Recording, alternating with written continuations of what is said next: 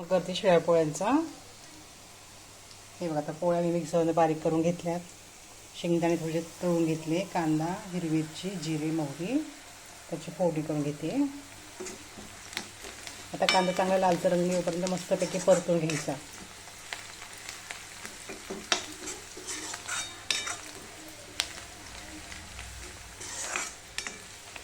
रात्री शिळी पोळी कोणी खात नाही, मग त्यासाठी काय केलं मी आता पोळ्यांचा उपमास करते।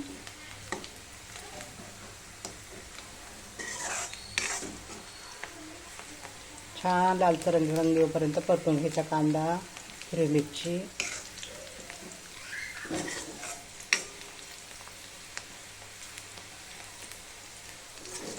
एकदम खाण्यासाठी छान लागतो उपमा। नाश्त्यात मस्तपैकी उपमा केला पोळ्यांचा। आता हे चांगलं लाल रंग येईपर्यंत आपण कांदा परतून घेतलाय। आता मी जाऊन टाकते कढीपत्ता।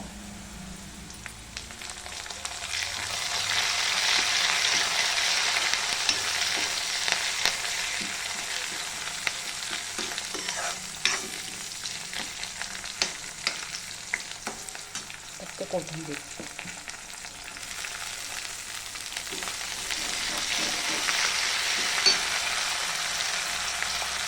हळद।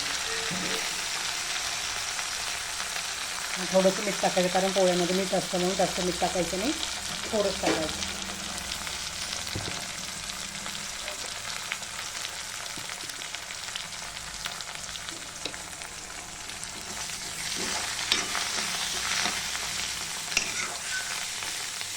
शेंगदाणे मी अगोदर तेलामध्ये छानपैकी परतून घेतले चांगले, म्हणजे खाण्यासाठी छान लागतात ते।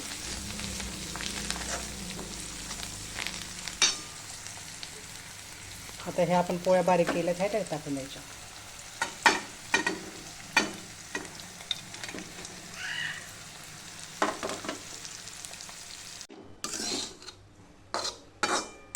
किती छान झाला आपला पोळ्यांचा उपमा।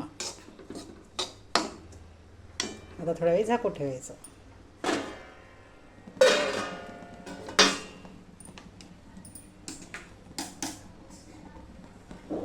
एवढा झाला आपला उपमा तयार। माझ्या चॅनलला लाईक करा, सबस्क्राईब करा।